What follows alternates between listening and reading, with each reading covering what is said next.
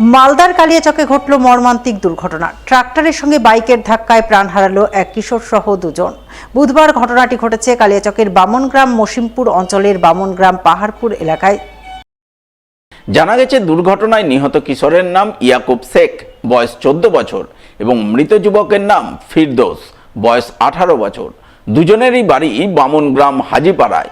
এদিন তারা দুজন সহ আরও একজন অর্থাৎ মোট 3 জন মিলে একটি বাইকে চেপে আসছিল। ওই সময় বাইকের সঙ্গে ট্রাক্টরের মুখোমুখি সংঘর্ষ হয়। সংঘর্ষে ঘটনাস্থলেই দুজন প্রাণ হারায় এবং একজন গুরুতর আহত হয়। স্থানীয়রা মৃত এবং আহতদের উদ্ধার করে তড়িঘড়ি শিলামপুর গ্রামীণ হাসপাতালে পাঠান। পরে ঘটনার খবর পেয়ে কালিয়াচক থানার পুলিশ মৃতদেহ দুটি উদ্ধার করে ময়না তদন্তে পাঠিয়ে ঘটনার তদন্ত শুরু করে বলে জানা গেছে।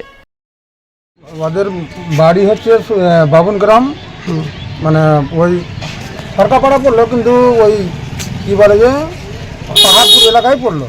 কিন্তু ওর নাম হলো ফেরদৌস একটা নাম, আর একটা নাম হলো ইয়াকুব।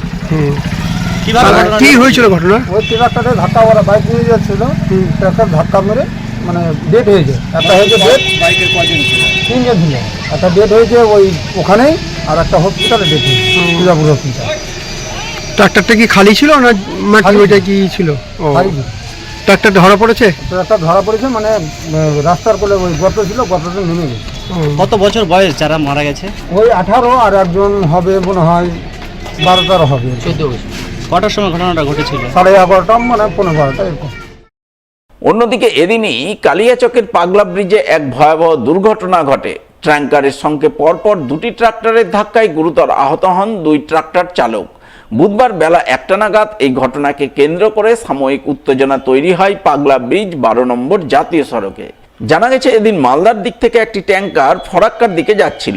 ওই সময় কালিয়াচকের দিক থেকে আসছিল পরপর দুটি ট্রাক্টর, কিন্তু ট্রাক্টর দুটি রং সাইডে চলে আসায় ট্যাঙ্কারের সঙ্গে মুখোমুখি সংঘর্ষ হয়। সংঘর্ষে ট্রাক্টর দুটি প্রচণ্ডভাবে ক্ষতিগ্রস্ত হয়। সেই সঙ্গে এই ঘটনায় 2 জন ট্রাক্টর চালক গুরুতর আহত হন। স্থানীয়রা তাদের উদ্ধার করে শিলামপুর গ্রামীণ হাসপাতালে পাঠান। এই ঘটনাকে কেন্দ্র করে ঘণ্টা দেড়েক 12 নম্বর জাতীয় সড়কে যান চলাচল কার্যত স্তব্ধ হয়ে পড়ে। পরে কালিয়াচক থানার পুলিশ গিয়ে পরিস্থিতি নিয়ন্ত্রণে আনে বলে জানা গেছে।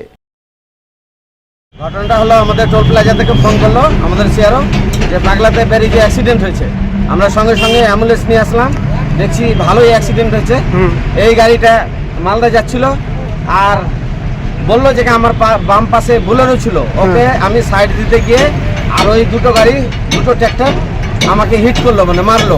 তারপরে একটা মারলো, আবার পরে আর একটা ঠুকলো, বলে এই পরিস্থিতি হয়েছে। তো ট্রাক্টরগুলো কি রং সাইডে ছিল? হ্যাঁ, ট্র্যাক্টরটা রং সাইডে। ও, ট্রাক নিজের দিকে মালদার দিকে যাচ্ছিল? হ্যাঁ, ট্রাক থেকে মালদার দিকে যাচ্ছে। কজন আহত হয়েছে? একজন হালকা ইনজুরি হয়েছে। বুধবার ঠাকুর শ্রী শ্রী রামকৃষ্ণ পরমহংসদেবের 190তম পূর্ণ জন্মতিথি পালিত হল পুরাতন মালদায়। দিনটি উপলক্ষে পুরাতন মালদা পৌরসভার 7 নম্বর ওয়ার্ড কমিটির পক্ষ থেকে রামকৃষ্ণ দেবের আবক্ষ মূর্তিতে শ্রদ্ধাঞ্জলি নিবেদন করা হয়। মাল্যদানের মাধ্যমে শ্রদ্ধাঞ্জলি নিবেদন করেন পুরাতন মালদা পৌরসভার চেয়ারম্যান বিভূতিভূষণ ঘোষ, কাউন্সিলর শত্রুঘ্ন সিনহা বর্মা, প্রাক্তন ভাইস চেয়ারম্যান নবরঞ্জন সিনহা সহ অন্যান্যরা।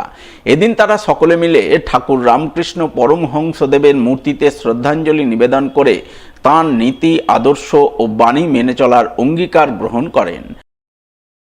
ভগবান শ্রী রামকৃষ্ণ দেবের আপনারা জানেন যে 190তম জন্মদিন। 1836 সালে তিনি কামারহাটিতে জন্মগ্রহণ করেন, কিন্তু বাকি জীবন তার রামকৃষ্ণ মিশন বেলুর মঠেই অতিবাহিত হয়। রামকৃষ্ণদেব এমন একজন মানুষ ছিলেন, তিনি আমরা বলতে পারি তার যে কথা তিনি বলতেন যে টাকা মাটি, মাটি টাকা, এবং তিনি আজীবন রামকৃষ্ণ মিশন এবং বেলুর মঠে থেকে ভারতবর্ষের যে ঐতিহ্য, ভারতবর্ষের যে সংস্কৃতি, ভারতবর্ষের যে ধর্মীয় নিষ্ঠা, ধর্ম সম্বন্ধে তিনি প্রচার করেছেন।